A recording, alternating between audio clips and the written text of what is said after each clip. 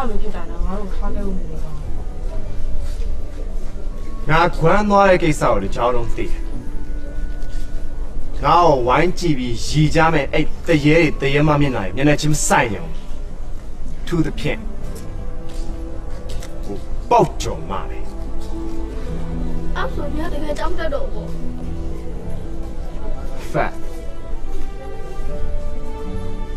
啊，讲地看嘛，下头变来看来。ဘယ်လောက်ကြာမှလဲပြောတယ်လေငါတို့ဘက်မှာခေါင်းဆောင်မရှိတော့ဘူးအေးနင်တို့အားလုံးသတိဝရိယနဲ့နေပြီးကိုကာဝေးကြနင်เจ้าအနေနဲ့ပြန်လာတတ်နော်ယူမေနင်တော့စားရဲကိုထားပြီโอเคနင်ကွမ်းသွားရဲ့ကိစ္စဒီတိုင်းနဲ့ထားလိုက်တော့လားချိန်တန်ရဟိုပေါက်ကြော်မောက်ပြန်ရွှိုက်မယ်ဘိုင်ဘိုင်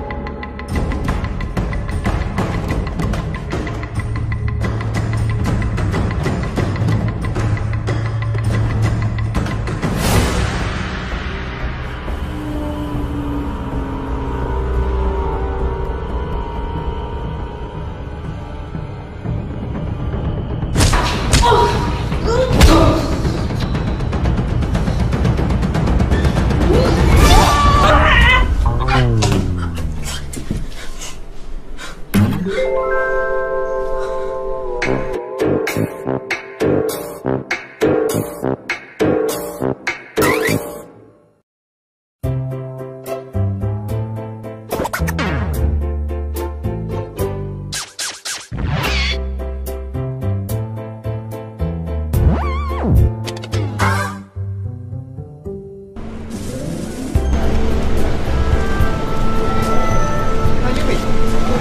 ယ်ရောက်နေကြလဲ။ငါဒီမှာရေကူးနေတော့ကြာနေပြီနော်။အိမ်နေတော့မလာဆိုငါ့ကိုပြန်တော့။အိမ်မပြန်သေးဘူးဆိုနေတော့ခုလာတယ်။ဟိုကလွတ်တော့တာချိုးမကြည့်ဘူး။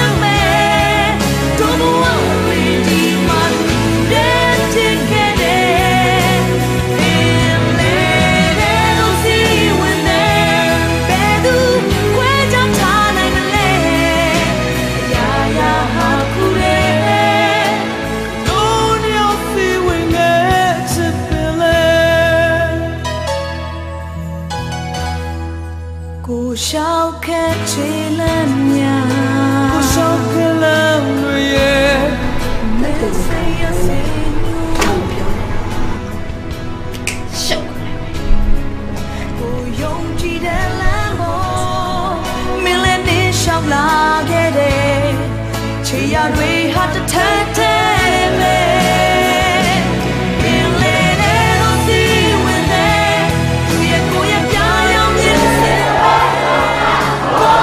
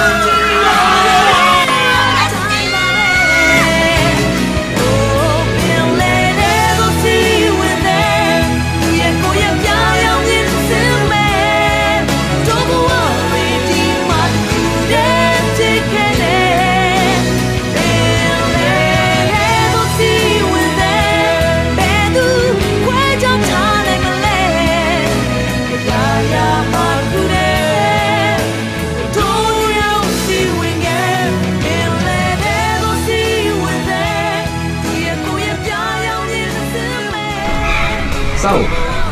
နေငါ့ကိုပြောစရာရှိတယ်ဆို ကျေးဇူးတင်စကားပြောမလို့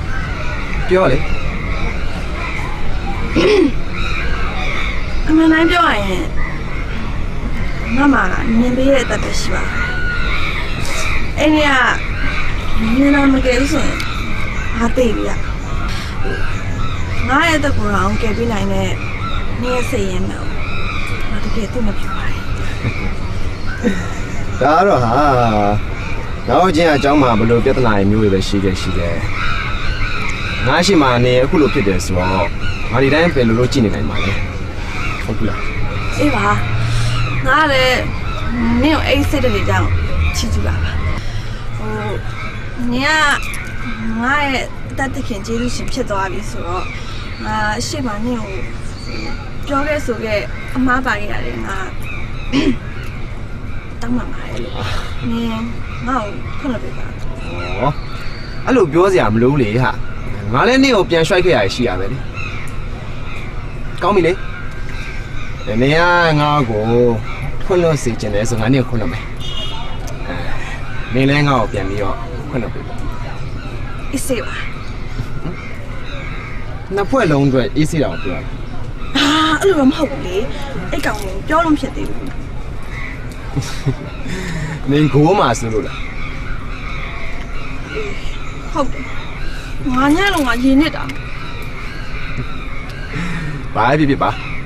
ဒီကဘာလုံးကငင်းငင်းရင်ကိုလိုလားနေတဲ့အချိန်မှာငါ့ကိုချင်းလည်းငင်းငင်းယူကြတာပါရှင်းလား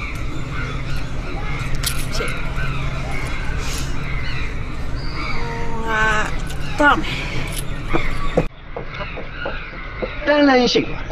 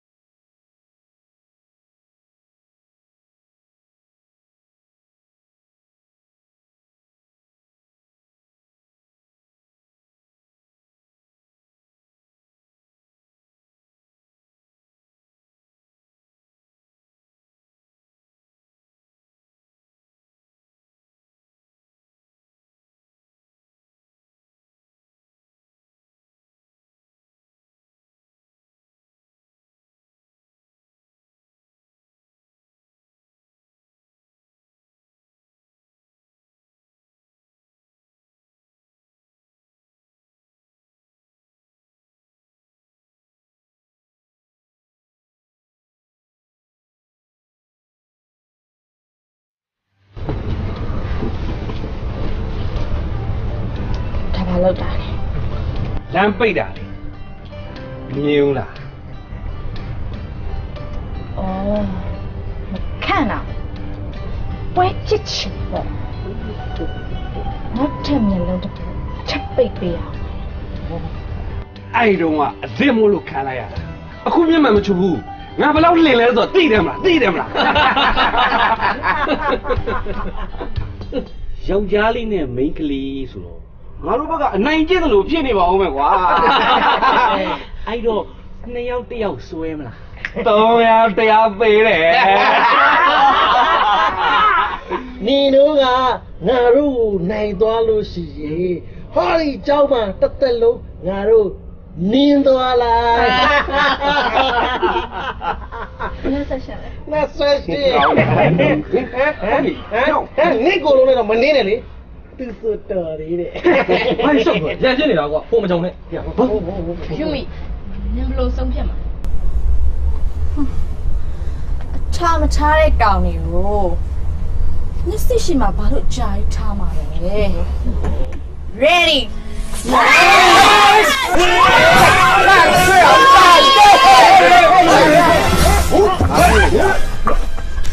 ဒီကောင်တွေငါတို့လမ်းပိတ်ပြီးရန်စတာ နင်းတော့လေဘာလို့မင်းပြေးနေလဲငါပြောမှာလို့ မှားတယ်ငါတို့နားကြမလွယ်ဘူးဒါငါတို့ရဲ့ရံဖတ်တယ်လေအဲ့ဒါကိုငါတို့ကအိမ်နာတက်တယ်လို့ကြားမခွဲနေရအောင်မလား ပြောစရာမပြောနဲ့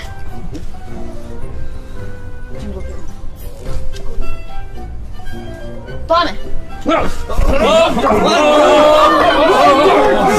ကြောင်ကနှစ်တိဆွဲအောင်မယ်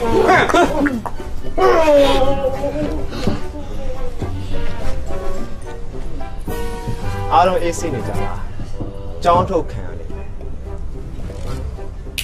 ဟုတ်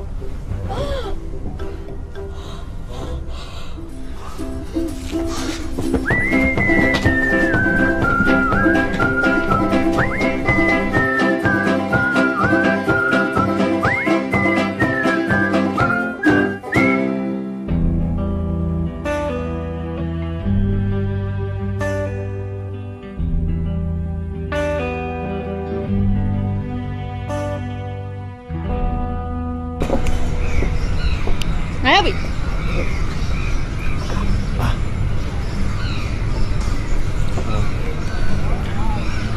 ဟိုတနေ့ကတငယ်ချင်းတွေဖြစ်တဲ့ကိစ္စကိုလေငါတကယ်စိတ်မကောင်းသေးလား ဟောရဲ တကယ်ဆိုရင်ဟာတငယ်ချင်းတွေကိုငါတို့လိုပဲတင့်မြတ်စေချင်တယ် ငါလည်းအဲ့လိုပါပဲဟာသူတွေကိုငါတို့နှစ်ယောက်စင်နေလို့ပဲစင်နေစေချင်တာ ငါတို့ကဘယ်လောက်ထိအဆင်ပြေနေပြီဖြေလေ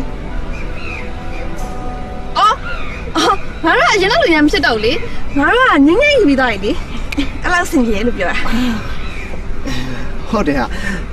ငါကလည်းလေတငယ်ချင်းတွေကိုငါတို့လိုမျိုးပဲ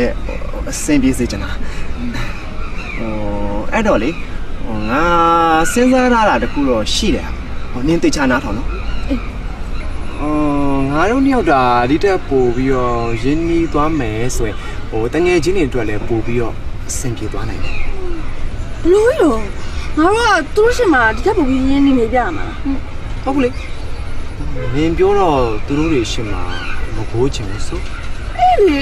အဲ့ဒါမလို့ငါတို့ကဘလို့ရင်းနေနေလို့ရမှာလဲလို့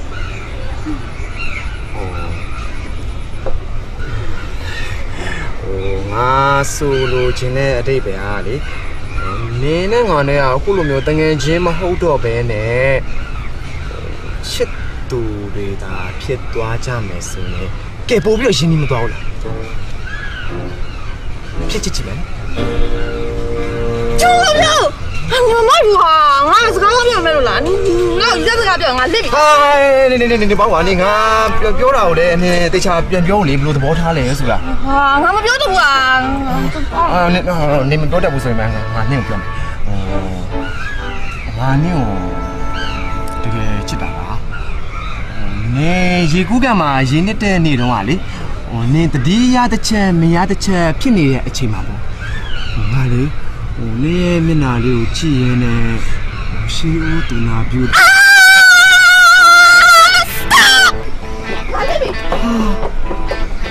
တန်လိုင်းထားပါပြန်ပြီ ကဲရက်ထန်ဆိုရင်ဒါတို့သမီးတို့အားလုံးနဲ့ရှင်နဲ့ခဏဖိတ်ကြရအောင်လေဘယ်လိုလဲဆိုတော့ကျောင်းကြီးကပိတ်မယ်လေတော့လာပိတ်ပြီးလို့ပြန်ဖွင့်တဲ့ခါကျရင်ဒါတို့သမီးတို့အားလုံးကြကြမ်းမာပျော်ရွှင်နေကြရအောင် Okay bye bye see you see you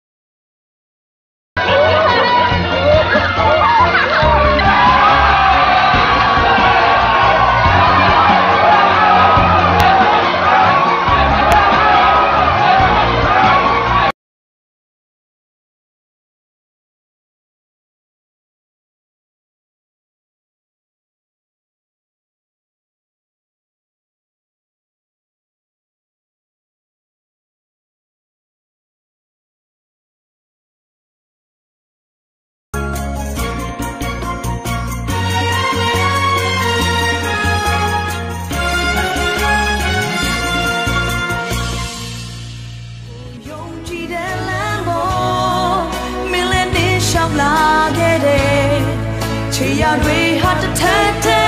မဲ့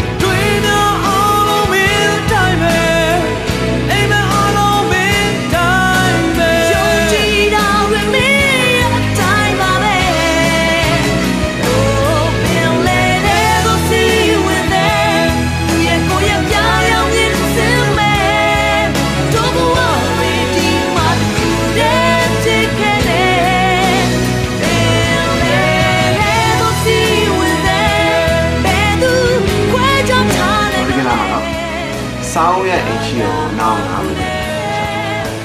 တကယ်ဆောင်းကြည့်လိုက်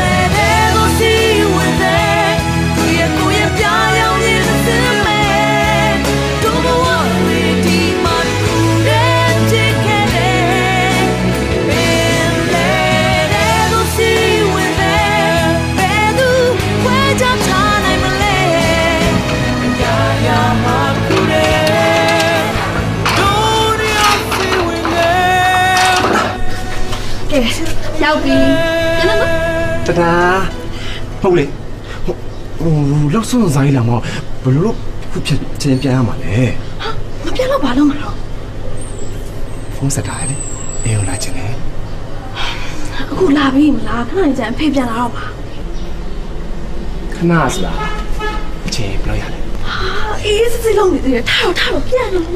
ခဏလေးကိုထိုင်ပြစီအောင်ကွာပြီးတော့ဒီလိုလေးဝင်လာလွယ်တာမဟုတ်ဘူးနော်ခြံစည်းရောတန်ဆူးကျို့ရောကြော်လာတော်စားညှိသွားရင်ဟုတ်တယ်ဟုတ်လေကိုပြောတာကအင်ကြီးစားရင်ပြဲကုန်မှာပေါ့လို့ပြောတာခဏလေးတော့မောထိုင်ဖြစ်ပြစီကွာအရှင်ဖြစ်ပြီအဲ့ဘုံချစ်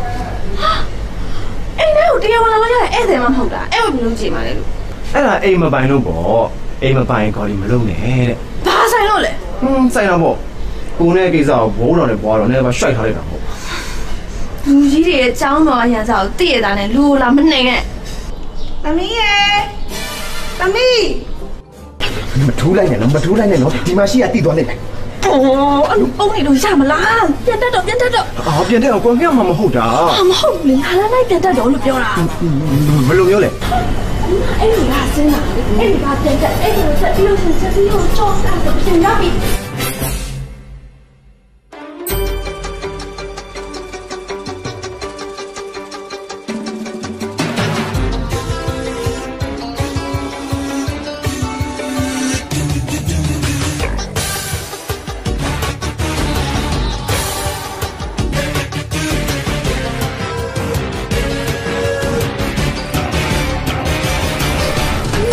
ရောက်သွားသမီး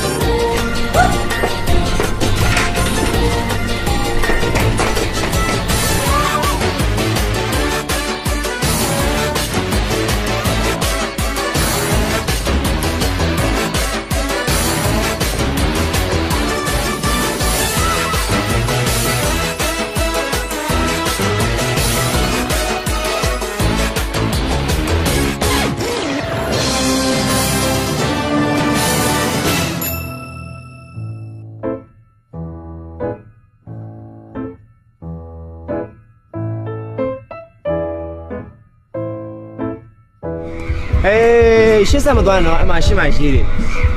သိရနှလုံးပါသိရတာနဲ့ဆက်ပြီးတော့သွားရဆိုဘာလဲနောက်တစ်ခါရေးထပ်ပြီးနစ်ချင်ဘာလို့ရေးထပ်နစ်ချင်ရမှာလဲဒီနားမှာခွေးသမားရှိမှန်းသိနေနေတော့ဘာမှရေးမနစ်စေရဘူးနေရင်ထပ်ပြီးတော့နစ်ကြည့်လိုက်လေ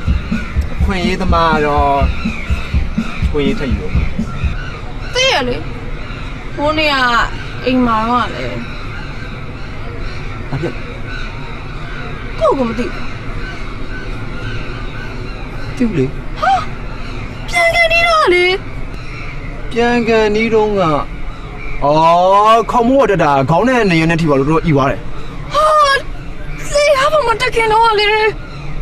လေကားပေါ်မတက်ခင်တော့ကအမေကအလန်းអော်လိုက်တော့ကိုတော်ပို့နိုင်သေးရလေဒီလိုတော့အဲ့ကိစ္စတော့မကျင်မကျင်နိုင်ဖြစ်တယ်ဘာလို့ပေးရမှာလဲပေးပါအဲ့ဆိုကိုချင်းနေတယ်အဲ့ကိစ္စမကျင်တဲ့အကြောင်းလာပြောအဲ့ဆိုလည်းမထူးတော့ပါဘူးလာလက်စနဲ့တခါလေးအဖြစ်ပေးပါပေးဦးလိပြီလောလောမြန်အဖြစ်ပေးခဲ့လေဟာမပေးပါဘူးဘာလို့ပေးရမှာလဲဟာနေငါ့အခွင့်အရေးထည့်ယူမယ်တော့မကျင်နဲ့တော့အေးပြေမပေးလို့ကတော့အခွင့်အရေးကိုတောက်လျှောက်ယူနေအောင်ပါမပေးဘူးတော့မပေးနိုင်ဘူးမပေးဘူးဆိုဖတ်နေမှာအ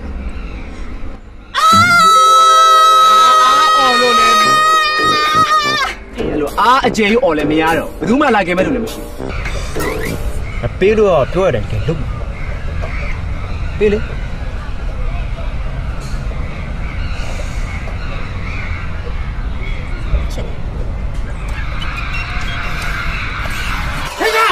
我这又来噻！哎，你老三，你把他弄断，你把他弄断的。我骗哪边啊？哎，这样这种，哎呀，没老高苗呢，怎么有？得龙没背到。哎呀，没老高苗呢，我到了，得龙没背到过。没有不呀？哎，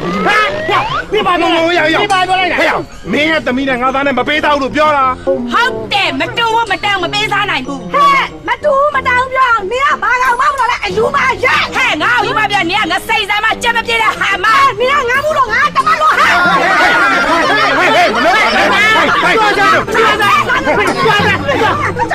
挂了嘛！你干嘛？先把这酒摔下来喏。哦，拿多嘛，收了吧。不住嘞。嘿嘿。包。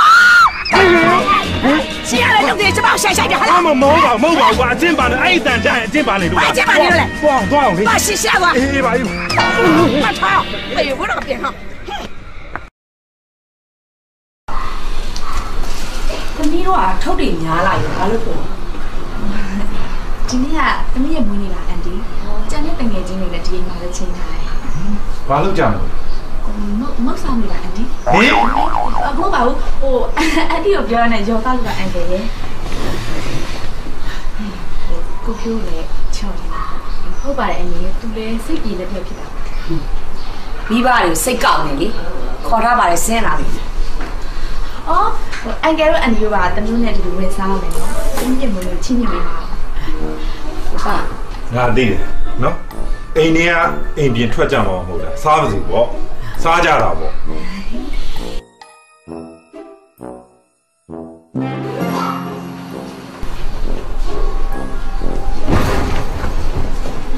ဒီတော့ဘာလို့ဟာ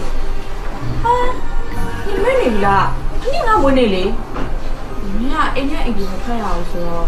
နေမှာပဲငါတို့အတူတူမဟုတ်စားကြမယ်လေကျန်တဲ့တငယ်ချင်းတွေဒီမှာချိန်လိုက်ငါရင်ခံနေ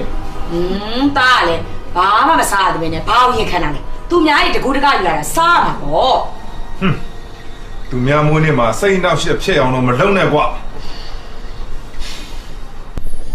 တခြားတွေရောလာအောင်မှာမလား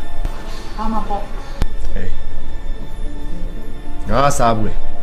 စားဘူးရဲ့လူတွေပဲကျွေးတာဟုတ်ကဲ့အမေတို့ကစားရပါအေးအေးဟင်ဟဲ့ကြည်စမ်းမင်းသားဟဲ့မိဘတွေကိုစားရမယ်တောက်ရမယ်ဘဝရအောင်ပြောသွားတယ်မင်းတော့မင်းကြည့်တော့တာမင်းတော့ငါတော့လည်းသိတော့မယ်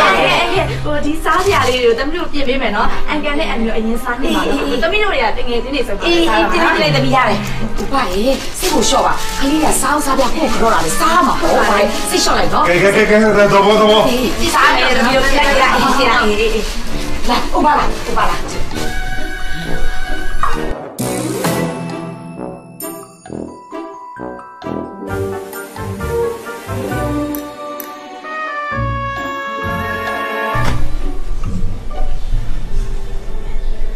အားလုံးကြအန်ကယ်တို့လာပို့တာဗျာဟင်ဟုတ်တယ်ဒီစကားပြောတော့မရိုင်းလိုက်လားဟုတ်အန်ကယ်တို့လာပို့တယ်ဆိုတော့အန်ကယ်တို့အန်ဒီတို့ကစုံသွားလို့လားဟာမင်းမဟုတ်တာလေ မင်းကအပြောဆိုကြမ်းတမ်းတာရက်တောင်မပါရေဘူးမပါပဲနဲ့ပို့လို့ရအောင် ကိုဖရတယ်တော်တော့ကွာမင်းတို့ပြောနေတယ်ကစက်သိန်းတောင်ခါဒီပါခုချိန်မှာစိတ်ခံရတိတ်ကောင်းတာမဟုတ်ဘူးဟုတ်တယ်မင်းတို့တငယ်ချင်းတောင်းတယ်မင်းတို့သိပြီးရောပေါ့အဲ့ဒီတော့ရေနဲ့တိတ်ကောင်းတာမဟုတ်ဘူးလားတိတ်တော့မင်းတို့တိတ်စကားများလို့လေလွှဲကိုပြောလေအဲ့ချိုင်နေဘာလို့လဲဒီလိုကငါတို့အိမ်မှာဘုန်းကြီးစွန့်ကတ်တယ်လေမင်းတို့မိသားစုစားအောင်လာပို့တာဟုတ်တယ်လေမင်းရတယ်ရှင်ခံနေတယ်တဘောပတ်တယ်နော်တော်သားတွေပဲစားသုံးတာဘာမှမစားနိုင်ဘူးစားနိုင်တောင်းနေလူတွေပဲကျွေးလိုက်ကြပါအဲ့ဒီစားနိုင်တောက်နိုင်တဲ့သူတွေဆိုတာဘယ်သူတွေလဲအဲ့ဒီငါတို့နှစ်ယောက်ကိုပြောတာပေါ့ကွာဒါနဲ့မင်းတို့ကဘာလဲကွာရွှေတော်ခေါင်းစားနဲ့ဓာတ်ပေါက်ပါဟမ်မင်းတို့ဆုံးကြရလေဘာမှမဆိုင်တဲ့လူကိုဘာလို့တွဲကျွေးရလဲကွာဒီလိုပါဒါအာယုံဆုံးပါဒါနေဆုံးပါစားမယ်စားမယ်စားမယ်အဲ့ဒီစားကြတယ်တော့လေတို့ဘာခါစားတော့ကြမင်းတို့လည်းညင်းတာလည်းလိုက်တာကွာငါစိတ်ပဲကျွေးမိတယ်လို့ဟုတ်ညင်းတာမဟုတ်ပါဘူးဗျဒီလိုသူ့အိမ်မှာလေကျွန်တော်တို့အားလုံးကတော့ရတယ်ပြန်စားခဲ့ကြတယ်ဟုတ်လားအငယ်တို့မိသားစုတွေတက်တက်တီးတက်စောင်းမစားလို့ဆိုတော့အငယ်တို့တဲ့နေဝင်ကြတယ်ဒါပဲစားမှာကြိုက်တာဟုတ်တယ်မင်းတခါပြေကွာဘယ်ကွာစားပြေဦးလား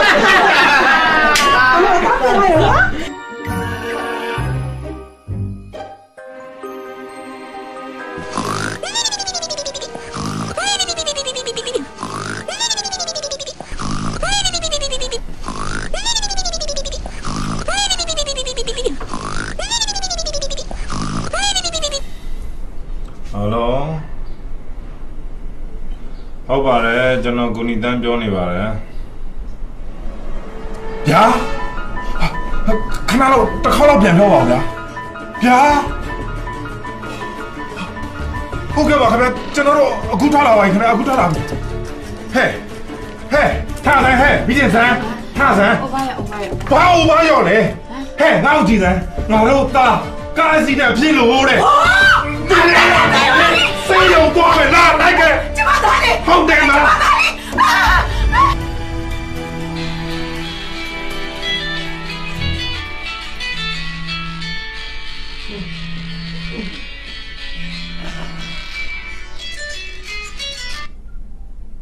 ဟယ်လို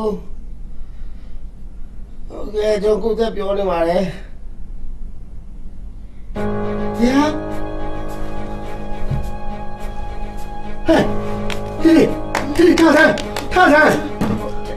ကျမဘာဖြစ်သွားကြဘာဖြစ်လဲမမေးနဲ့ဟိုမှာတမီကားအစီအစဉ်ဖြစ်လို့လေရှာ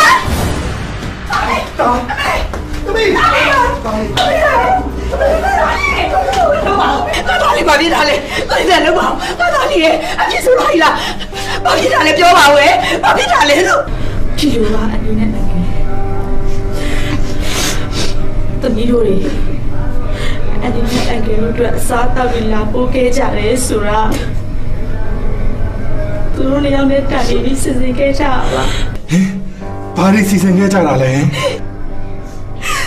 အဲ့ဒီတို့အကယ်လို့စားမဲ့အစားတောက်တွေထဲမှာအိပ်ကျော်စီတဲ့ဆေးပါပါတယ်အဲ့ဒါကြောင့်သမီးတို့လည်းမစားပဲအဲ့ဒီတို့ပဲကြွေးခဲ့တာပါဘာဖြစ်လို့နင်တို့အဲ့လိုလုပ်ကြရတာလဲသူတို့နေအောင်ကိုပြေလို့ရအောင်ပါညဖန်ဒီပါလေအိပ်ကျော်သွားတဲ့အချိန်မှာသူတို့နေအောင်ကိုပြေသွားကြတာပါ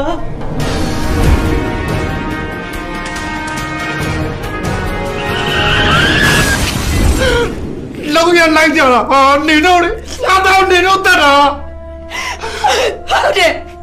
ငါတော့နေတော့တက်တာနေတော့ငါတော့ခွင့်ရပါလူကြောလို့မကောင်းရရလားကွာပြီးတော့တကယ်ကြီးပြီးတော့တက်တာကျွန်တော်တို့ရတကယ်ကြီးပြောလို့ချစ်တဲ့စိတ်နဲ့ကိုကြီးပေးမိတာပါဗျာကျွန်တော်တို့တကယ်ကြီးကျွန်တော်တို့မတတ်ပါဘူးဟုတ်ပါတယ်အကေတကယ်တော့ လူကြီးရဲ့ပြိပခါတွေတော့လူကြီးရဲ့အကျိုးအထည်တွေတော့သူတို့တွေကဒီဘဝမှာပေါင်းမခွင့်မရှိဘူးဆိုတော့သူတို့သိနေကြတယ်လေဒါမဲ့အကေ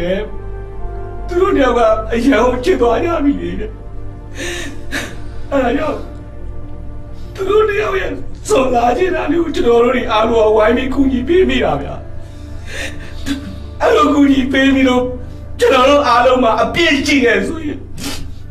အကေတို့အဲ့ဒီကိုကြိုက်တဲ့အပြည့်ပေးပါဗျာကျွန်တော်တို့ခံယူပါမယ်ဟုတ်ပါတယ်အငယ်တို့လည်းတမီးတို့တကယ်ချင်းတမီးတို့ချောင်းဖြစ်ရတယ်တမီးတို့ချောင်းတင်ရတယ်ဆိုရင်တမီးတို့ကြိုက်တဲ့ပြည်သားပေးချပါတော့သူတို့ဘက်ကအားလုံးခံယူဖို့တင်ပါပဲတော်ကြပါတော့ကွာတော်ကြပါတော့တကယ်လည်းအပြစ်ရှိတာတကယ်လည်းမှားခဲ့တာငါတို့လူကြီးတွေပထားတဲ့မာနာတွေမာနာတွေကြောင့်ငါတို့ရဲ့သားလေးအခုလိုအပြစ်ဆိုတော့ကြုံရတာခင်ဗျားပြောတာမှန်တယ်ကိုဒီတဲ့ကျွန်တော်တို့တွေမထားတဲ့စိတ်ထားခဲ့မမားတင်တာတွေပါခဲ့လို့ခလေးဒီလိုကြရတာကျွန်တော်တို့ရဲ့တူစီတော့တမီးလေးကိုတတ်လိုက်တာကျွန်တော်တို့ပါဒါလေးအမေတို့ခလို့ပါဒါလေးရဲ့အမေတို့ရဲ့ရန်ညွှန်းကလေငါသားလေးကိုကူးဆက်သွားတာပါဘဝဝကျွေးရှိလေပြေပါစေသားလေးရဲ့လောက်ဝကြပြီလေငါသားလေးတို့နေကပေါက်ဖက်နိုင်ကြပါစေကွယ်ကျမတို့ဘက်ကလည်းတားနဲ့သမီးဟိုစတဲ့ပေါက်ဖက်ကိုရအောင်လို့တော့တူပေးလိုက်ပါလေကျမတို့ဘာရှိတဲ့အပြစ်တွေကိုလည်းရှင်တို့ဘက်ကဘယ်လိုပေးကြအောင်ရှင်တို့မရှိတဲ့အပြစ်တွေကိုလည်းကျမတို့ဘက်ကခွင့်လွှတ်ပေးပါမယ်ရှင်ပြေးပေးပါမယ်ကျမတို့လည်းဒီနေ့အစားပြီးတင်းတင်းမြတ်နေကြရအောင်နော်ဟုတ်တယ်နော်ဟုတ်ကဲ့တင်းနေကြအောင်နော်ကျမတို့ခရီးပေးပါလေရှင်နော်ဟုတ်ပါတယ်ဗျကျွန်တော်ခရီးပေးပါတကယ်လားမေတကယ်ပေါ့သားလေးရဲ့ဖေးရှင်လည်းခရီးပေးလိုက်လေခရီးပေးပါလေသားရဲ့ဖေးတကယ်ခရီးပေးဝမ်းသာလိုက်တာဖေးဒီပါသားလေးမလေးသားလေးရဲ့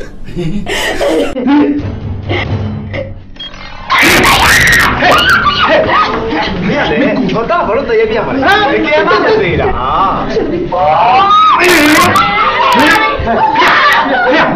你马路干的，你哪张嘴了？说，စိတ်ကိုထိမှာပဲဒီလိုမှာဟို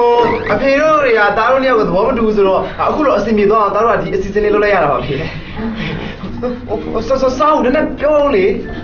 ဟုတ်ပါတယ်နှစ်ဖက်ပြီးပါတယ်ဘာလို့ဒီအသီးသီးကြီးပေးပြီးကြပြီဆိုတော့လူကြီးဆိုတော့ပြောပြတဲ့စကားကိုမပြင်းအောင်နော်သမီးတို့မြောက်ကိုပေးစားလိုက်တော့ကိုလေးခဏမင်းမဖေးအောင်လဲကမှာကျုပ်က2ယောက်တော့လဲအောင်မှာဘာလို့လဲမင်းသမီးရဲ့ဘာလို့လဲဖေမလုကောင်းလို့လုတ်ပြီးတော့လူကြီးတွေကိုစိတ်ဆင်းရအောင်လုပ်တာနော်မင်းသမီးကိုတတ်မယ်ခုတတ်မယ်ဖေကမကိုတတ်တယ်ဖေကောင်းပါဦးဟိုပြီးတော့ဒီစေးကိုပိုင်ရှင်သူလည်းခင်သူ့ကိုထောင်းလာတာဟဲ့တွေ့လားမင်းသားမင်းသားလောက်တာတဲ့တစ်ချိန်လုံးဘိုနေတဲ့မိကျစံငါမိဘတွေစိုးနှုံးရတော့ငါတော့မျက်ရည်မကြားခဲ့ရဘူးမိဘကိုမျက်ရည်ပေါက်ကြီးငယ်ကြအောင်လုပ်တဲ့မင်းသားငါအိမ်ရောက်တော့တတ်မယ်ဟဲ့မင်းသားမယ်နော်မင်းသားကြောက်ကြည့်ရအောင်ဒါလေးကိုခေါ်လိုက်ပါဦးအေးခေါ်လိုက်ပါခေါ်ရလိုက်ပါဟဲ့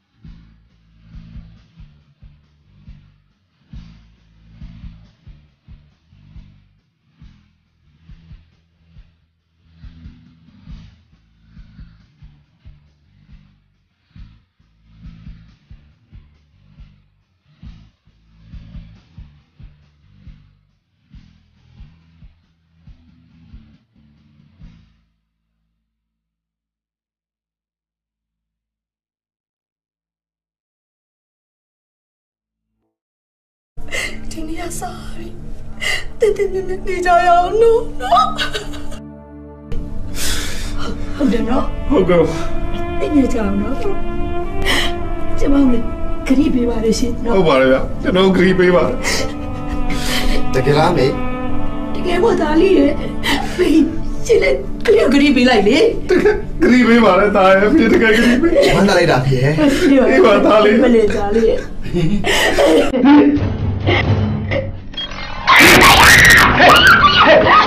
မင်းလေတော့ဘာလို့တရေပြမှာလဲကဲမတ်သေးတာ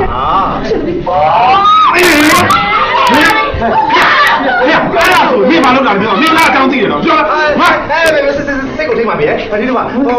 အဖေတို့တွေကသားတို့နှစ်ယောက်ကိုသဘောမတူဘူးဆိုတော့အခုတော့အစီအမြေသွားအောင်သားတို့ကဒီအစီအစဉ်လေးလုပ်လိုက်ရတာပါဖေဆောင်းနဲ့ပြောလေဟုတ်ပါတယ်နှစ်ဖက်ပြီးပါတယ်ဘာလို့ဒီလေအသီးသီးကြီးပေးပြီးကြပြီဆိုတော့လူကြီးဆိုတော့ပြောကြတဲ့စကားမပြင်းအောင်နော်သမီးတို့မြတ်ကိုပေးစားလိုက်တော့ဟုတ်တယ်ခဏမေးပါဖေးအောင်လေကမှာကျုပ်က2ယောက်တော့လဲအောင်ပါဘာလို့လဲမင်းသမီးရဲ့ဘာလို့လဲဖေမလုကောင်းတော့ကောင်းတယ်လုတ်ပြီးတော့လူကြီးတွေကိုစိတ်ဆင်းရအောင်လုပ်တာနော်မင်းသမီးကိုတတ်မယ်ခုတတ်မယ်ဖေကမကိုတတ်တယ်ဖေကမကိုပြီးတော့ဒီလေးကိုပါရှင်သူလည်းမတူဘူးနော်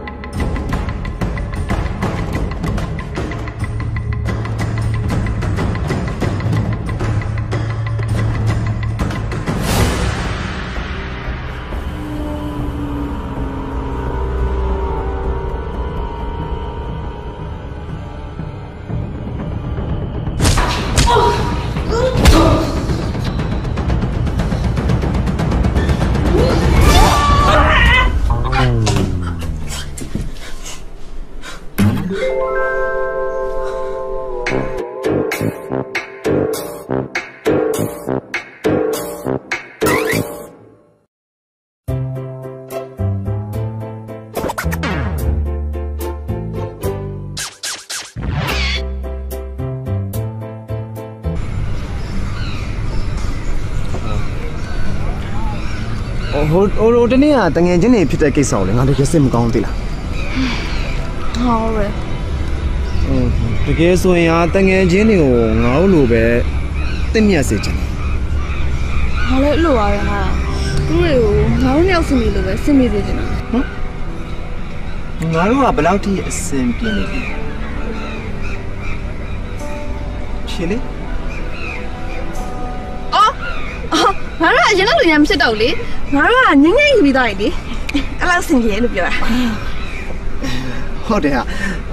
ငါကလည်းလေတငယ်ချင်းတွေကိုငါတို့လိုမျိုးပဲအဆင်ပြေစေချင်တာအဲ့တော့လေငါစဉ်းစားရတာတခုတော့ရှိတယ်နင်းသိချာနားထောင်နော်ငါတို့နှစ်ယောက်တာဒီတက်ပို့ပြီးတော့ရင်းနှီးသွားမယ်ဆိုရင်တငယ်ချင်းတွေအတွက်လည်းပို့ပြီးတော့အဆင်ပြေသွားနိုင်တယ်ဘလို့ရောငါတို့ကသူတို့ရှင်မှာဒီတက်ပို့ပြီးရင်းနှီးနေကြမှာဟုတ်ဘူးလေမင်းပြောတော့သူတို့တွေရှင်မှာမကိုးချင်ဘူးဆိုအေးလေအဲ့ဒါမလို့ငါတို့ကဘလို့ရင်းနှီးနေလို့ရမှာလဲလို့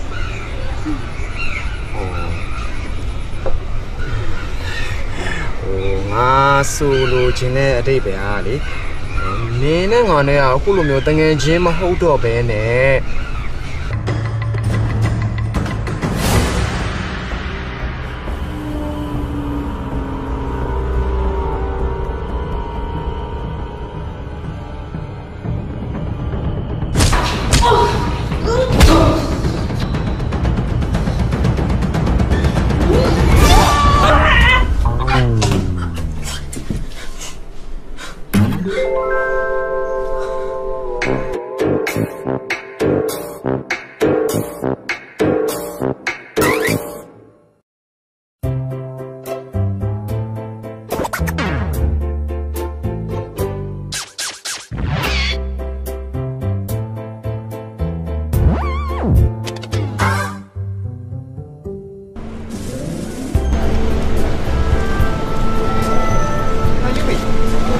ဘယ်ရောက်နေကြ။ငါဒီမှာရေကူးနေတော့ကြာနေပြီနော်။အိမ်နေတော့မလာဆိုငါအခုပြန်တော့။အိမ်မပြန်သေးဘူးဆိုနေတော့ခုလာတယ်။ဟိုကလွတ်တော့တာချိုးမဖြစ်ဘူး။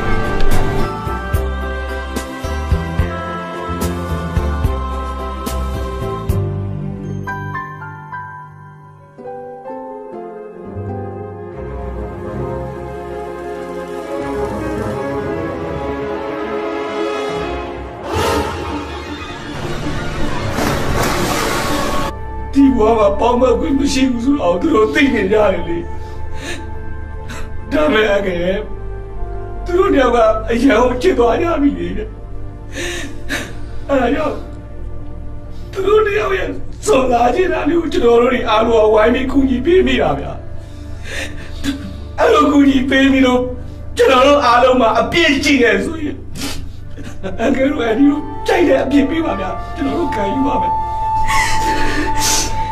အဲ့အငယ်လို့လေတမီးတို့တကယ်ချင်းတမီးတို့ချောင်းဖြစ်ရတယ်တမီးတို့ချောင်းတင်ရတယ်ဆိုရင်တမီးတို့ကြိုက်တဲ့ပြည်သားပေးချပါတော့သူတို့ဘက်ကအားလုံးခံယူဖို့တင်ပါပဲတော်ကြပါတော့ကွာတော်ကြပါတော့တကယ်လည်းအပြစ်ရှိတာတကယ်လည်းမှားခဲ့တာငါတို့လူကြီးတွေပထားတဲ့မာနာတွေမာနာတွေကြောင့်ငါတို့ရဲ့သားလေးအခုလိုအပြစ်ဆိုတော့ကျုံရတာခင်ဗျားပြောတာမှန်တယ်ကိုဒီတဲ့ကျွန်တော်တို့တွေမထားတဲ့စိတ်ထားခဲ့မမားတဲ့တာတွေပါခဲ့လို့ခလေးဒီလိုကြရတာကျွန်တော်တို့ရဲ့တူစီတော့တမီးလေးကိုတက်လိုက်တာကျွန်တော်တို့ပါဒါလေးအမေတို့ခလို့ပါဒါလေးရဲ့အမေတို့ရဲ့ရန်ညွှန်းကလေငါသားလေးကိုကူးဆက်သွားတာပါဘဝကိုကြွေးရှိ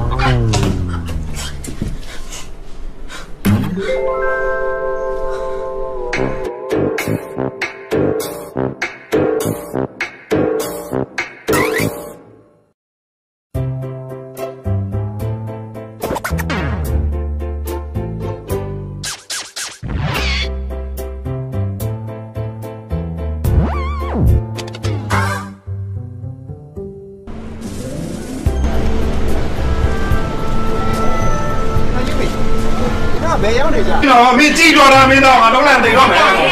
ဟိုဒီစားစရာလေးတွေကိုသမီးတို့ပြင်ပေးမယ်နော်အန်ကန်နဲ့အန်မျိုးအရင်စားနေပါလို့သမီးတို့တွေကတငယ်ချင်းတွေဆိုတော့စားတာတင်းတင်းလေးသမီးရတယ်ဘာလဲစိတ်ကိုလျှော့ပါခလေးကစားစားပြခုတော့လာလေစားမှာပေါ့ဘာလဲစိတ်လျှော့လိုက်နော်ကဲတော့ဒီစားနေသမီးတို့ကြည့်လိုက်အေးလာဥပါလာ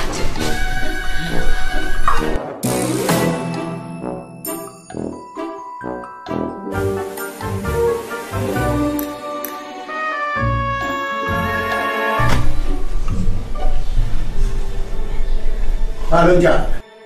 အန်ကယ်တို့လာပို့တာဗျာဟင်ဟုတ်တယ်မင်းစကားပြောတော့မရိုင်းလိုက်လားဟိုအန်ကယ်တို့လာပို့တယ်ဆိုတော့အန်ကယ်တို့အန်ဒီတို့ကစုံသွားလို့လားဟာမင်းလာလို့တာလေမင်းကပြောဆိုကြမ်းတမ်းတာရက်တောင်မပါရေဘူးမပါပဲနဲ့ပို့လို့ရဗျာတော်တော့ကွာမင်းတို့ပြောနေတယ်ငါစက်သိန်းတောင်ခါဒီပါခုချိန်မှာစိတ်ခံရတိတ်ကောင်းတာမဟုတ်ဘူးဟုတ်တယ်မင်းတို့တငယ်ချင်းတောင်းတယ်မင်းတို့သိပြီးရောပေါ့အဲ့ဒီတော့ရေနဲ့တိတ်ကောင်းတာမဟုတ်ဘူးလားတိတ်ကောင်းမင်းတို့တိတ်စကားများလို့လေလို့ရပြောလေအဲ့ချိုင်နေဘာလို့လဲဒီလိုကဟိုငါတို့အိမ်မှာဘုန်းကြီးစွတ်ကတ်တယ်လေမင်းတို့မိသားစုစားအောင်လာပို့တာဟုတ်တယ်လေမင်းရတယ်ရှင်းခံနေတယ်တဘောပတ်ကတော့တော်သားတွေပဲစားသုံးညဖန်ပြီးပါလေအိပ်ပျော်သွားတဲ့အချိန်မှာသူတို့ညကိုပြေးသွားကြတာပါ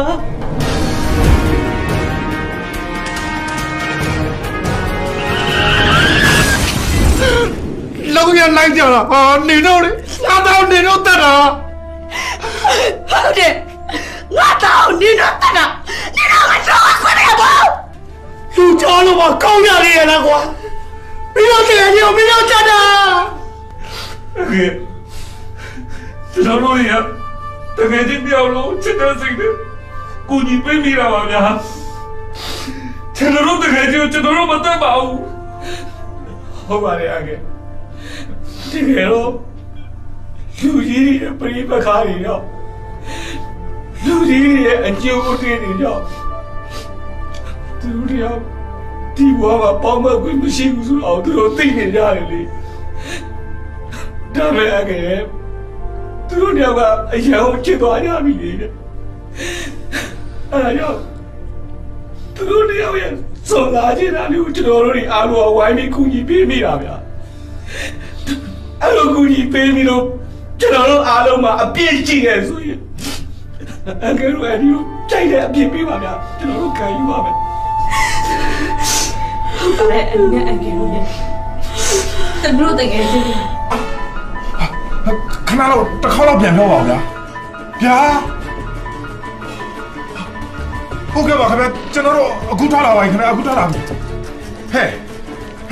ထားတယ်ဟဲ့ပြီးရင်စမ်းထားစမ်းအိုဘာရဘာအိုဘာရောလေဟဲ့ငါ့ကိုကြည့်စမ်းငါတို့သားကားစီနဲ့ပြေးလို့တဲ့ဆေးရုံသွားမယ်လားလိုက်ကဲကျမသားလေဟုတ်တယ်လား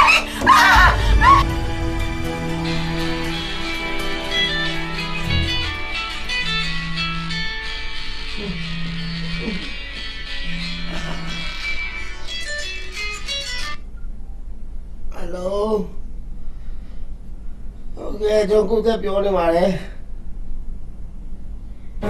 ညာဟဲ့ဒီထားစမ်း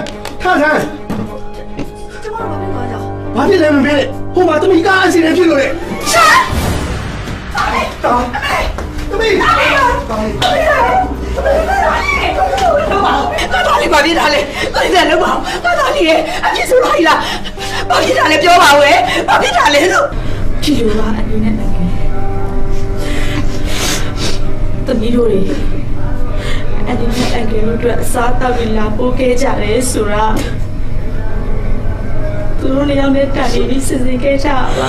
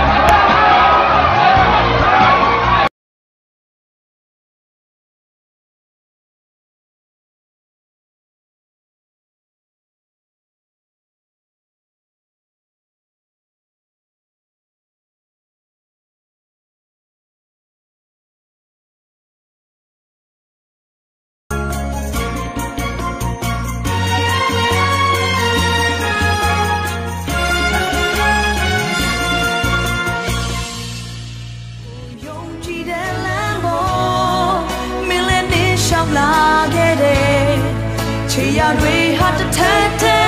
မဲ့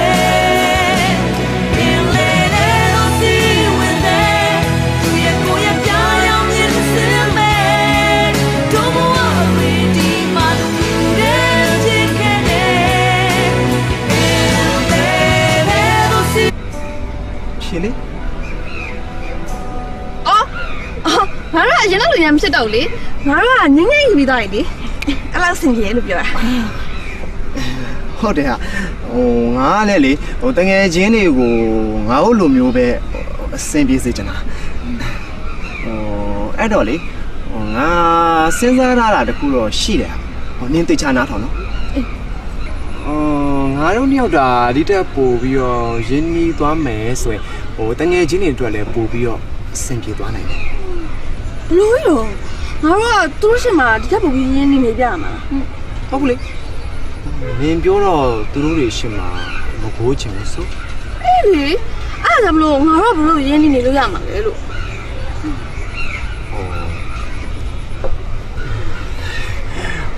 ငါဆိုလိုချင်တဲ့အတိတ်ပဲဟာလေ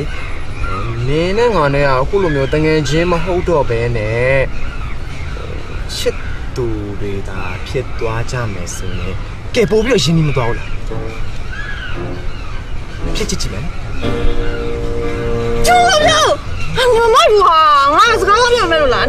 ငါရက်စကားပြောငါလက်ပြီဟာနေပေါ့ကွာနေငါပြောတာကိုလည်းအနေတေချာပြန်ပြောလေဘယ်လိုသဘောထားလဲဆိုတာဟာငါမပြောတော့ဘူးနေမပြောတတ်ဘူးဆိုရင်ငါနင့်ကိုပြောမယ်ငါ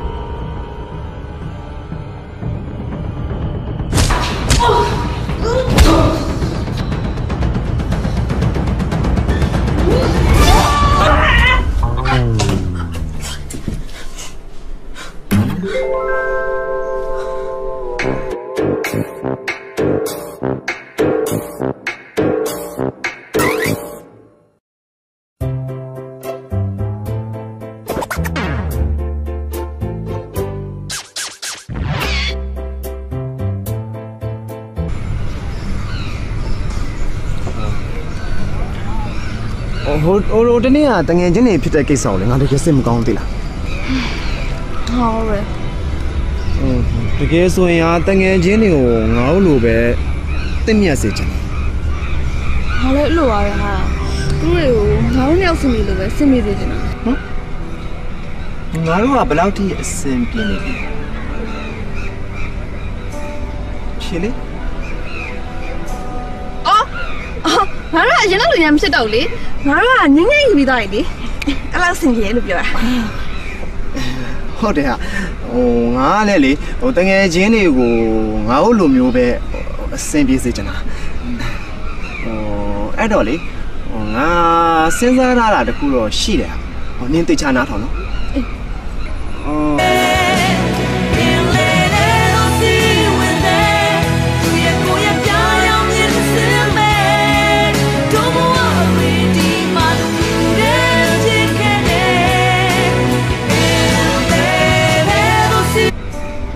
ရှင်လေငါတို့အရင်ကလူရမ်းဖြစ်တော့လေငါတို့ကငင်းငင်းယူပြီးသားလေအဲ့လောက်စင်ကြီးလို့ပြောတာဟုတ်တယ်ဟာငါကလည်းလေတငယ်ချင်းတွေကိုငါတို့လိုမျိုးပဲအဆင်ပြေစေချင်တာအဲ့တော့လေငါစဉ်းစားရတာတခုတော့ရှိတယ်နင်းသိချာနားထောင်နော်ငါတို့နှစ်ယောက်တာဒီတက်ပို့ပြီးတော့ရင်းနှီးသွားမယ်ဆိုရင်တငယ်ချင်းတွေအတွက်လည်းပို့ပြီးတော့အဆင်ပြေသွားနိုင်တယ်ဘလို့ရောငါတို့ကသူတို့ရှင်မှာဒီတက်ပို့ပြီးရင်းနှီးနေပြမှာဟုတ်ဘူးလေမင်းပြောတော့သူတို့တွေရှင်မှာမဘိုးချင်ဘူးဆိုအေးလေအဲ့ဒါမလို့ငါတို့ဘလို့ရင်းနှီးနေလို့ရမှာလဲလို့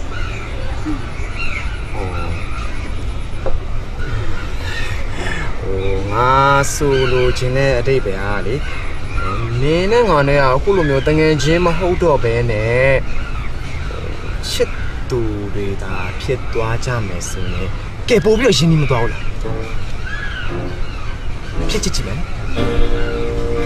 ကျိုးလို့ငါမမအဲ့အငဲအငဲလို့တဘလို့တကယ်ချင်းခဏတော့တစ်ခေါက်တော့ပြန်ပြောပါဦးဗျာဗျာ ဟုတ်ကဲ့ပါခင်ဗျကျွန်တော်တို့အခုထားလာပါခင်ဗျအခုထားလာပြီဟဲ့ထားစမ်းဟဲ့ပြီးရင်စမ်းထားစမ်းဘာအိုဘာရောလဲဟဲ့ငါ့ကိုကြည့်စမ်းငါတို့ကားစီးတဲ့ပြေးလို့တဲ့ဆေးရုံသွားမယ်လားလိုက်ကဲကျမသားလေးဟုတ်တယ်လား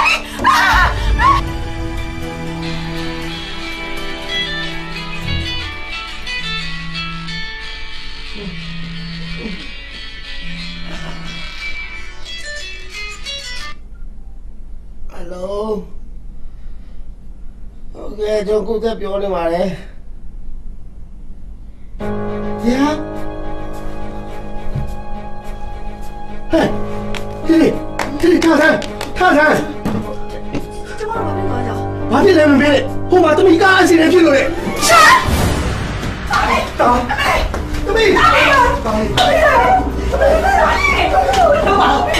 ဘာဖြစ်တာလဲကိုယ်ကလည်းမဟုတ်ငါသားလေးရဲ့အဖြစ်ဆိုလိုက်လားဘာဖြစ်တာလဲပြောပါဦးရဲ့ဘာဖြစ်တာလဲလို့ဒီလိုပါအနေနဲ့သမီးတို့တွေအနေနဲ့အငယ်တို့အတွက်အစားတောက်ပြီးလာပို့ခဲ့ကြတယ်ဆိုတာ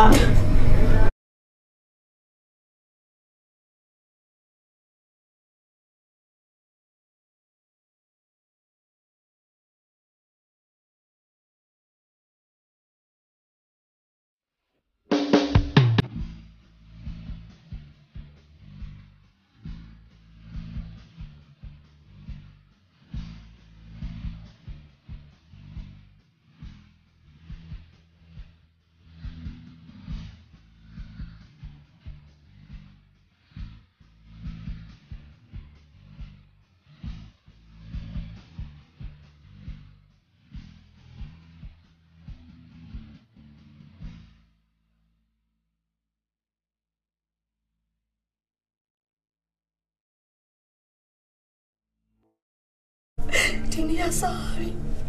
တင်းနေကြရအောင်နော်ဟုတ်တယ်နော်ဟုတ်ကဲ့တင်းနေကြအောင်နော်ကျမလည်းခရီးပေးပါလေရှင်နော်ဟုတ်ပါလေဗျကျွန်တော်ခရီးပေးပါတကယ်လားမေတကယ်ပါသားလေးရဲ့ဖေးရှင်လည်းခရီးပေးလိုက်လေခရီးပေးပါလေတာရဲ့ဖေးတကယ်ခရီးပေးဝမ်းသာလိုက်တာဖေးဒီပါသားလေးမလေးသားလေးရဲ့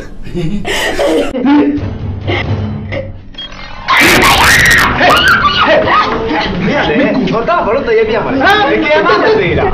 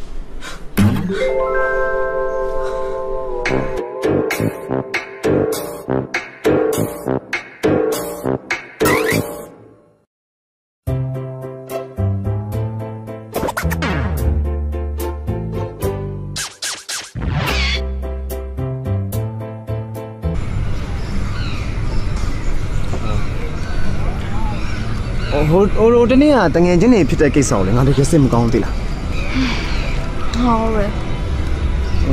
တကယ်ဆိုရင်တငယ်ချင်းတွေကိုငါတို့လိုပဲတင့်မြတ်စေချင်တယ်ဘာလဲအဲ့လိုပါလဲဟာဆေးရုံသွားမယ်လားလိုက်ကဲကျမသားလေးဟုတ်တယ်လား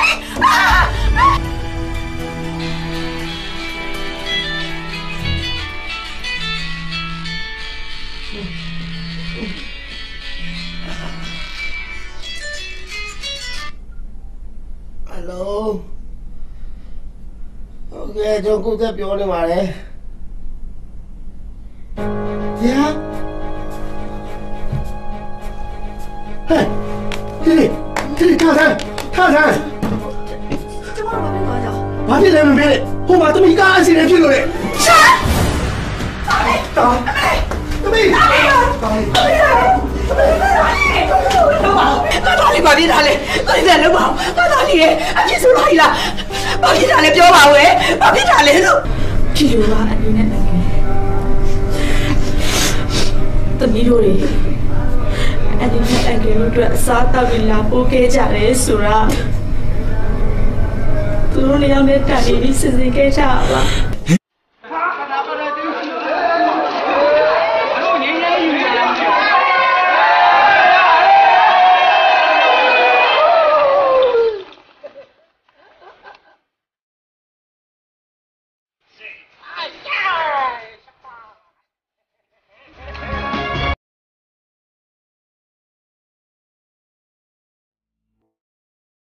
ဒီနေ့အစားပြီးတင်းတင်းမြတ်နေကြရအောင်နော်ဟုတ်တယ်နော်ဟုတ်ကဲ့နေကြအောင်နော်ကျမတို့ဂရီးပေးပါလို့ရှိနော်ဟုတ်ပါတယ်ဗျကျွန်တော်ဂရီးပေးပါတကယ်လားမေတကယ်ပါသားလေးရဲ့ဖေးရှင်းလေဂရီးပေးလိုက်လေဂရီးပေးပါလေသားရဲ့ဖေးတကယ်ဂရီးပေးဝမ်းသာလိုက်တာဖေးအေးပါသားလေးမလေးသားလေးရဲ့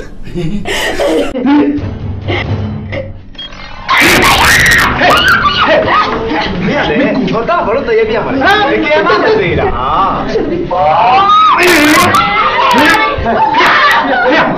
မင်းမလုပ်တာပြောမင်းကအကြောင်းသိတယ်နော်ပြောစိတ်ကိုထိမှာပဲဒါဒီတော့အဖေတို့တွေကသားတို့နှစ်ယောက်ကိုသဘောမတူဘူးဆိုတော့အခုတော့အစီအပြေသွားအောင်သားတို့ကဒီအစီအစဉ်လေးလုပ်လိုက်ရတာပါဖေဆောင်းနဲ့ပြောလေဟုတ်ပါတယ်နှစ်ဖက်ပြီးပါတယ်ဘာလို့ဒီအသီးသီးကြီးပေးပြီးကြပြီဆိုတော့လူကြီးဆိုတာပြောပြတဲ့စကားမပြင်းအောင်နော်သမီးတို့မြောက်ကိုပေးစားလိုက်တော့ကိုယ်ကခဏမေးပါဖေးအောင်လည်းကမှကျုပ်က2ယောက်တောင်ရဲအောင်ပါဘာလို့လဲမင်းသမီးရဲ့ဘာလို့လဲဖေမလုပ်ကောင်းလို့လုပ်ပြီးတော့လူကြီးတွေကိုစိတ်ဆင်းရအောင်လုပ်တာနော်မင်းသမီးကိုတတ်မယ်ခုတတ်မယ်ဖေကမကိုတတ်တယ်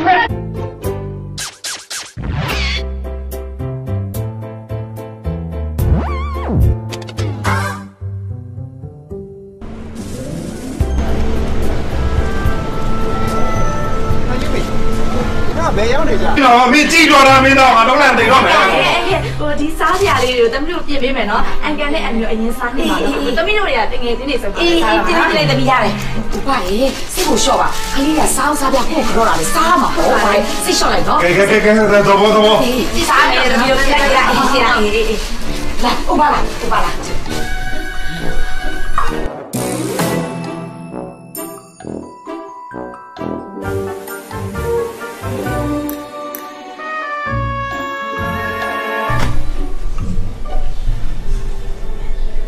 အားလုံးကြအန်ကယ်တို့လာပို့တာဗျာဟင်ဟုတ်တယ်မင်းစကားပြောတော့မရိုင်းနိုင်လားဟိုအန်ကယ်တို့လာပို့တယ်ဆိုတော့အန်ကယ်တို့အန်ဒီတို့ကစုံသွားလို့လားဟာမင်းမလုပ်တာလေမင်းကအပြောဆိုကြမ်းတမ်းတာရက်တောင်မပါရေဘူးမပါပဲနဲ့ပို့လို့ရဘူးဖားရတယ်ဗျာတော့ကွာမင်းတို့ပြောနေတယ်ကစက်သိန်းတောင်ခါဒီပါခုချိန်မှာစိတ်ခံနေတိတ်ကောင်းတာမဟုတ်ဘူးဟုတ်တယ်မင်းတို့တငယ်ချင်းတောင်းတယ်မင်းတို့သိပြီးရောပေါ့အဲ့ဒီတော့ရေနဲ့တိတ်ကောင်းတာမဟုတ်ဘူးလားတိတ်ကောင်းမင်းတို့တိတ်စကားများလို့လေလုံးရောပြောလေ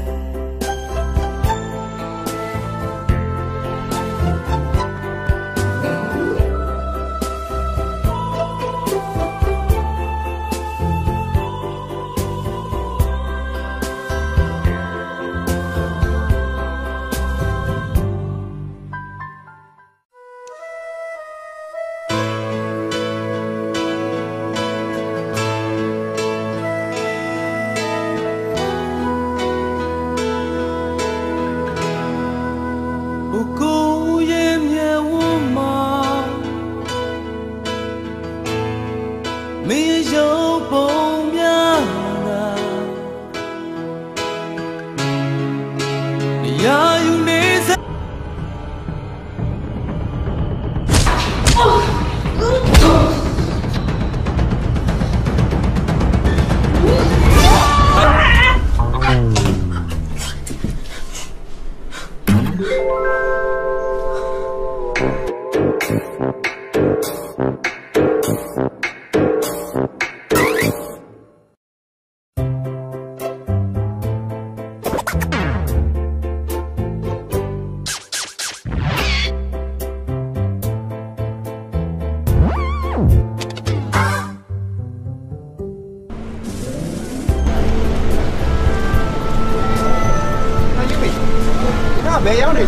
မင်းကြည့်တော့တာမင်းတော့ငါတော့လည်းသိတော့မယ်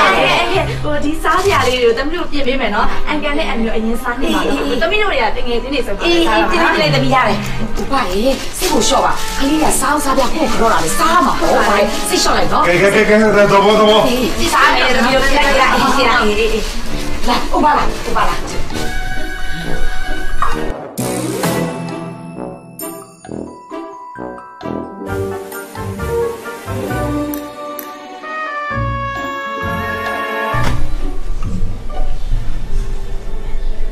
အားလုံးကြအန်ကယ်တို့လာပို့တာဗျာဟင်ဟုတ်တယ်မင်းစကားပြောတော့မရိုင်းလိုက်လားဟုတ်အန်ကယ်တို့လာပို့တယ်ဆိုတော့ဟုတ်ကဲ့ကမှကျုပ်က2ယောက်တော့ရဲအောင်ပါဘာလို့လဲမင်းသမီးရဲ့ဘာလို့လဲဖေဟမ်မလုတ်ကောင်းလို့လုတ်ပြီးတော့လူကြီးတွေကိုစိတ်ဆင်းရအောင်လုပ်တာနော်မင်းသမီးကိုတတ်မယ်ခုတတ်မယ်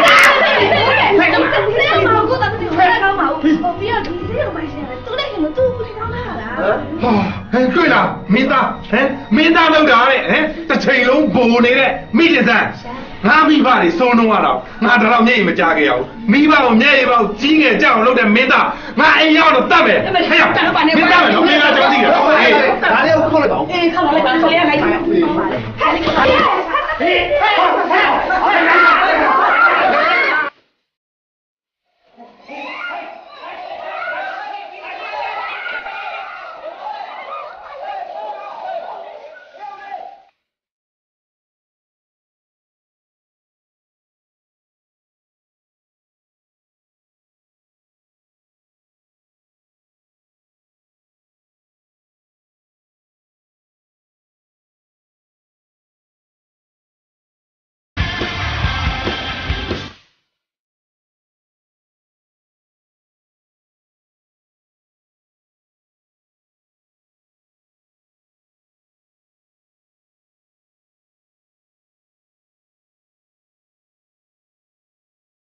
ဟဲ့ရအောင်လေအဲ့လိုလဲဆိုတော့ဂျာကြီးရပြေမယ်လေတော့လာပြေပြီးလို့ပြန်ခွင့်တဲ့ခါကျရင်ဒါတို့တပီတို့အားလုံးကြမ်းကြမ်းမာပြောရှင်နေနေကြရအောင် Okay bye bye see you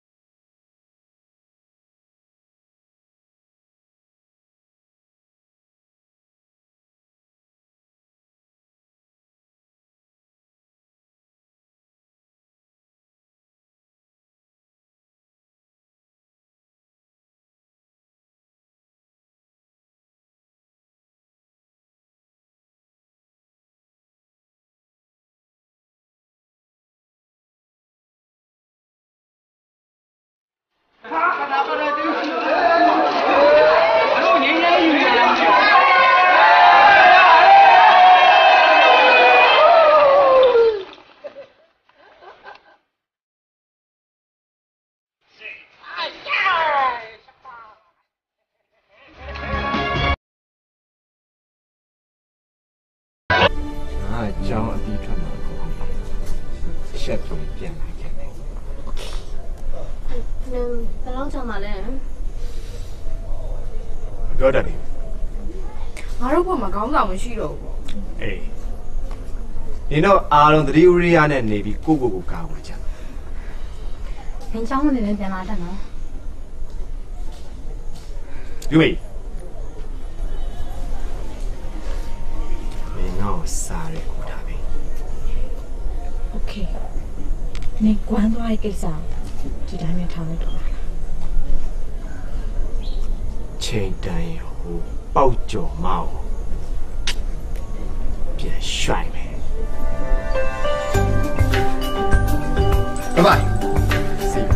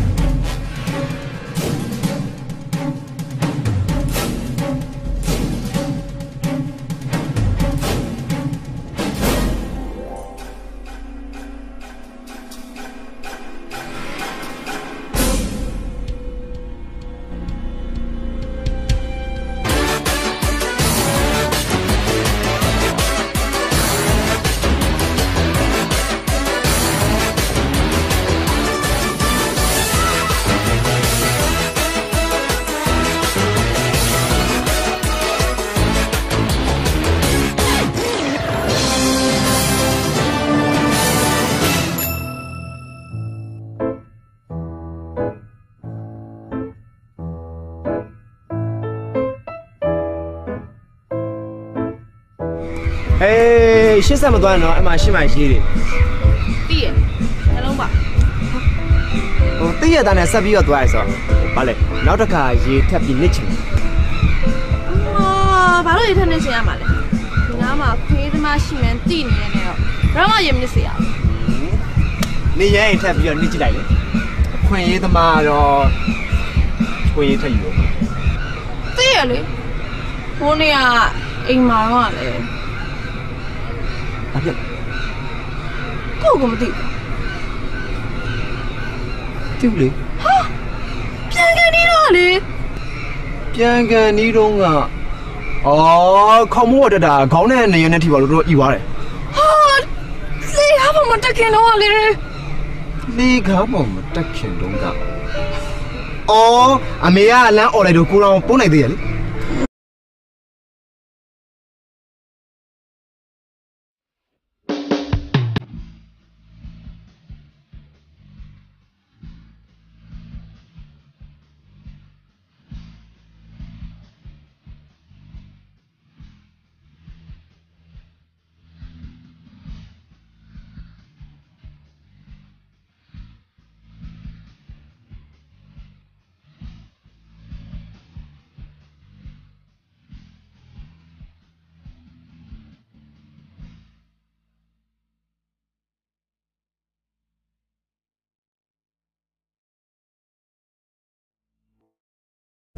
ဒီနေ့ကစားပြီတင်းတင်းနေနေကြရအောင်နော်ဟုတ်တယ်နော် ဟုတ်ကဲ့ တင်းနေကြအောင်နော်ကျမတို့ခရီးပေးပါလေရှင်နော် ဟုတ်ပါလေဗျကျွန်တော်ဂရီပေးပါ တကယ်လားမေ တကယ်ပေါ့သားလေးရဲ့ဖေးရှင်လည်းခရီးပေးလိုက်လေ ဂရီပေးပါလေတာရဲ့ပြေတကယ်ဂရီပေး ဝမ်းသာလိုက်တာဖေး အေးပါသားလေး မလေးသားလေးရဲ့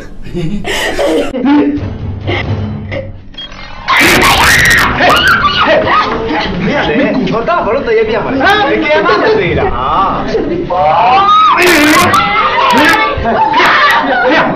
你马路干的，你哪张嘴了？说，妈，这个听嘛别。 နင်တတိယတစ်ချက်မရတစ်ချက်ဖြစ်နေတဲ့အချိန်မှာပေါ့ငါလေဟိုနင်းရဲ့မျက်နှာလေးကိုကြည့်ရင်းနဲ့ရှီဦးတူနာပြူ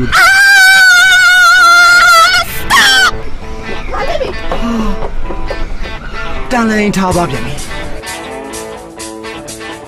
ကဲရက်ထန်ဆိုရင်ဒါတို့သမီးတို့အားလုံးနဲ့ချင်းနဲ့ခဏဖိတ်ကြရအောင်လေဘယ်လိုလဲဆိုတော့ကျောင်းကြီးကပိတ်မယ်လေတော့လာပိတ်ပြီးလို့ပြန်ခွင့်တဲ့ခါကျရင်ဒါတို့သမီးတို့အားလုံးကြကြမှာပျော်ရွှင်နေနေကြရအောင် Okay bye bye see you